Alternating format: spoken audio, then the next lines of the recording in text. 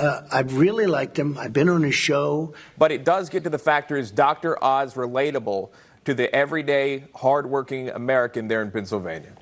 As if Donald Trump didn't already have enough to worry about, he is now apparently freaking out about Dr. Oz's poor performance in Pennsylvania against Democrat John Fetterman for U.S. Senate there. So this is an incredible story. So I'm going to show you actually a clip from a couple months ago, or just last month, of him discussing this race, and then I'll get to the more recent comments that he is saying privately about Dr. Oz. But first, this, I believe, is from Newsmax. Here are his comments about Oz back in July. I know Oz for a long time, and he's been very nice to me over the years. And that, influences you in all fairness. And I've really liked him. I've been on his show. He always treated me well. He said I'm a very healthy specimen, which I liked very much. He said if you lost a couple of pounds, that would be okay too, but that was all right. So, this is so stupid.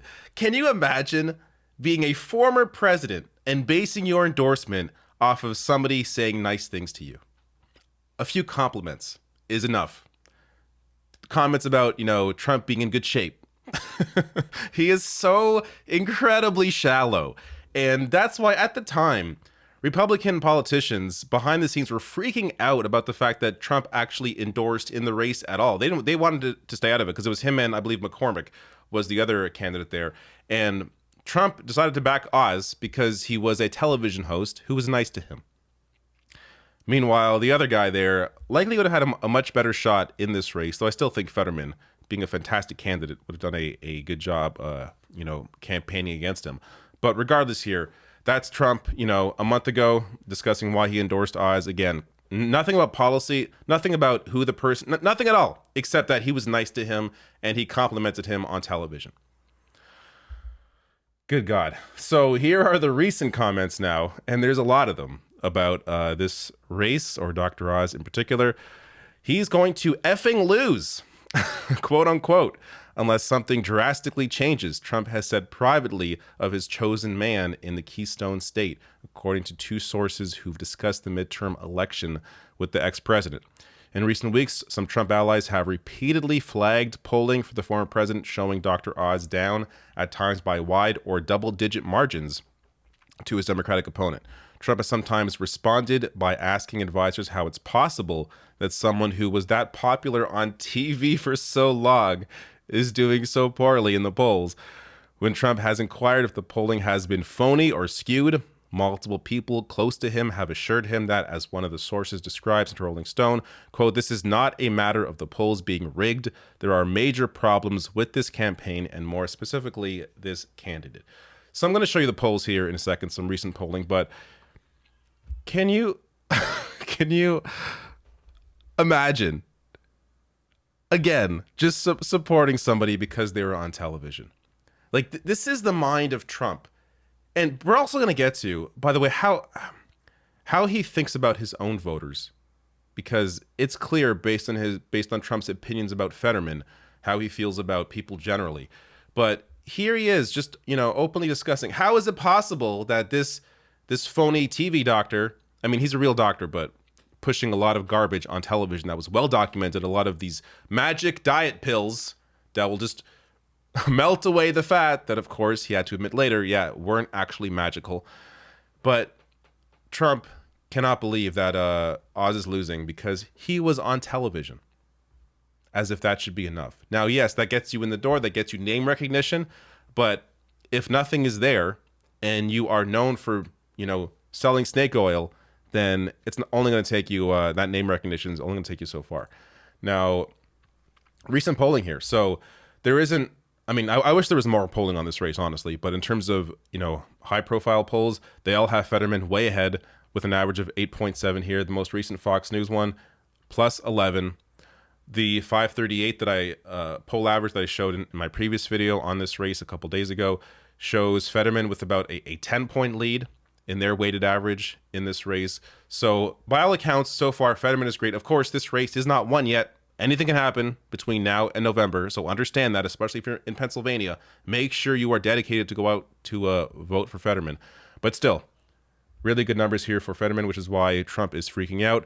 More here. So the source adds that Trump's view is that it would be incredibly embarrassing for Oz to lose, if he loses to that guy, because he thinks so little of Fetterman. He thinks Fetterman is in poorer shape than Biden and has hidden in his basement more than Joe Biden. The Democratic Senate nominee has been recovering from a stroke he suffered earlier this year, shortly before winning his primary.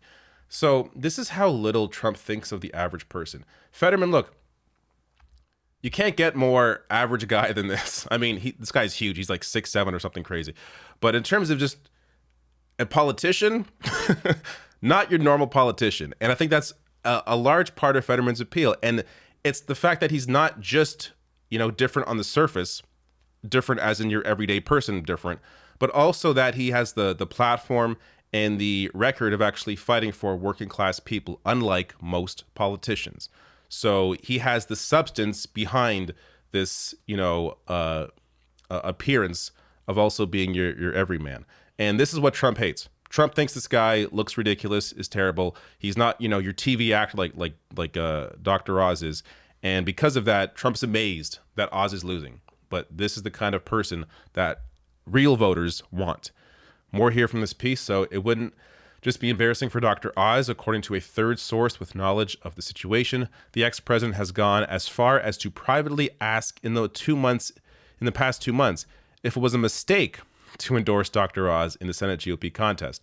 Mehmet Oz narrowly defeated David McCormick, husband to former Trump administration official Dina Powell, in a bruising primary that largely involved top-tier candidates trying to out-MAGA one another while begging for Trump's endorsement. His eventual blessing of Dr. Oz over McCormick annoyed various members of the GOP elite, Trumpland, and the America First rank and file, who saw Dr. Oz as a fake conservative or weaker general election contender. So just as I was saying earlier, the party, both the elite and MAGA, many of those members saw this as a big mistake for Trump. But Trump couldn't help it. Saw those Hollywood stars, saw those those shiny Dr. Oz teeth, and that was it for him. He was swooning over Mr. Oz.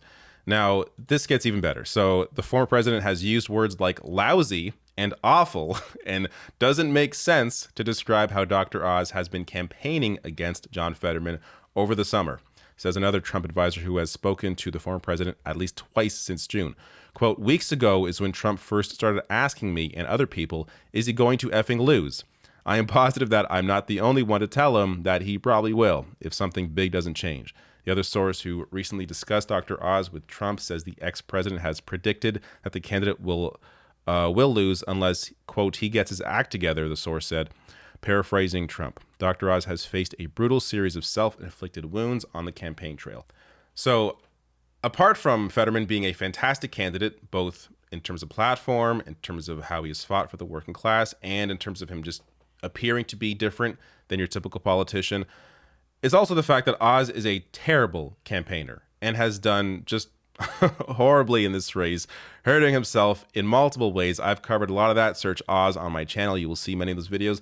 But recently, since my last video on this race, there's a video showing Oz saying he has 2 houses when he has 10.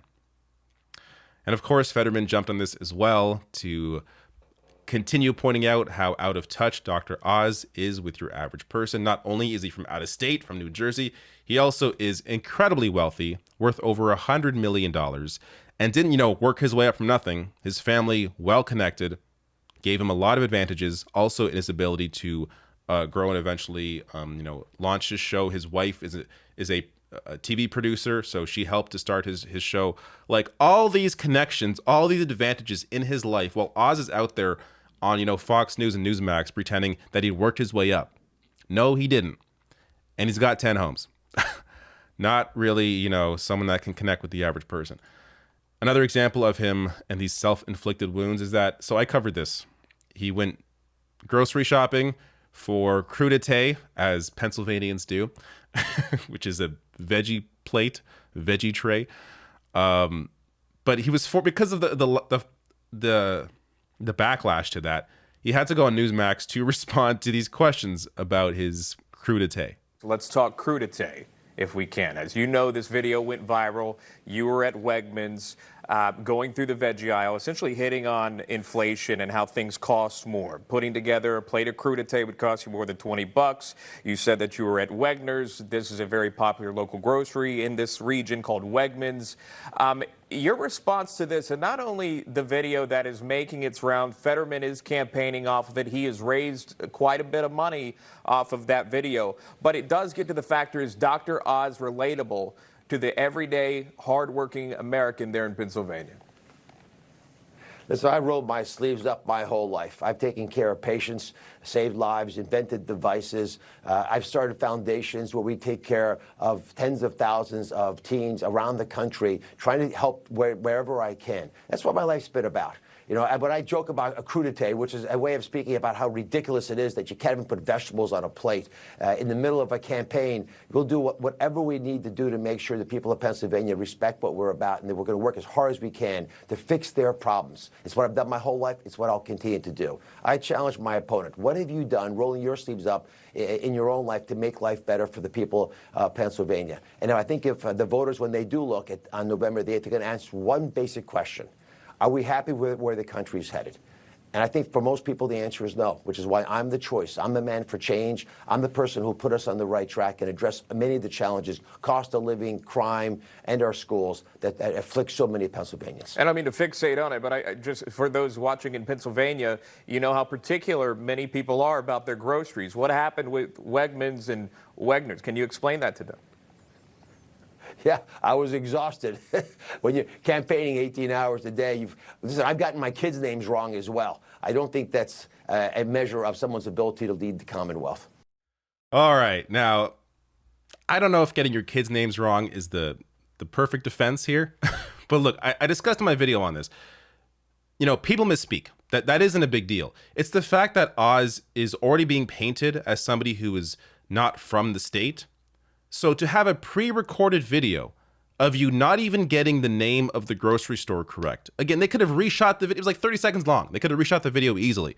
Of not getting the grocery store name correct shows you how just it goes to the point of Fetterman's campaign that you are not from here. And then to also, I mean, he's not really addressing the crudité aspect of this. Just how disconnected. You know, most people didn't know what crudité was until this Oz thing. So it's a veggie tray. I mean, again, it goes to showing that a crudité is the 100 millionaire version of a veggie tray. It goes to showing just how disconnected Dr. Oz is. But there's another video I had to bring up because I saw this last night. And again, this goes to the self-inflicting wounds. This isn't really a big deal, but the misspeaking here is just on another level. Really show up for that, hasn't shown up for much of the lieutenant governor's job. He's known for hanging a pot flag out of the window. His only real campaigning was to get marijuana legalized. Sean, I'm the son of an immigrant, and I knew from the day one when I was a kid, you work hard. I knew from the day one. I knew from the day one that you work hard, you achieve the American dream. How do you say gay instead of saying day and don't immediately correct yourself? You know, I think Oz is under maybe a little too much stress at this point. He must be worried about this race because he's doing so terribly. But then even at the beginning of the video, like he's criticizing Fetterman over trying to legalize cannabis, which is an incredibly popular position all across the U.S., but also in Pennsylvania. So look, this is what we're talking about when it comes to self-inflicting wounds. You want to criticize your opponent over doing something very popular? Of course you're going to be down 10 points. He really is a uniquely terrible candidate. One last thing here. The his party also recognizes how terrible he is, which is why they're pulling money from his campaign. So as Dr. Oz has sunk behind his rival Fetterman in successive polls, the National Republican Party has signaled that it shares Trump's dim view of his chances. The National Republican Senate Committee recently polled ads from Dr. Oz in Pennsylvania, along with 2 other Senate races. By contrast, a super PAC supporting McConnell has plowed roughly $28 million into Ohio to support another Trump-endorsed candidate, J.D. Vance, who faces a tight race with Democrat Representative Tim Ryan, according to recent polling. So they are pulling money from Oz in Pennsylvania, putting it elsewhere, because they see how absolutely terrible of a candidate Dr. Oz is. Fetterman up this much already. He's continuing to increase his lead. So Fetterman's lead before was, like 5 points.